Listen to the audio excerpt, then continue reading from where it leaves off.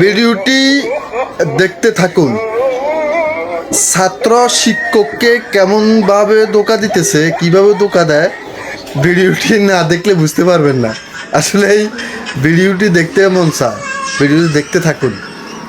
ভিডিওটি দেখে যদি লাইক, কমেন্ট, শেয়ার অবশ্যই করবেন। ভিডিওটি দেখতে অনেক ভালো লাগে।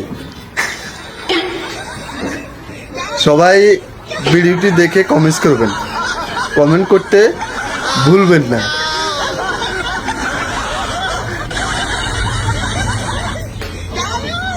সবাই ভিডিওটি দেখবেন, দেখতেই অনেক ভালো লাগে।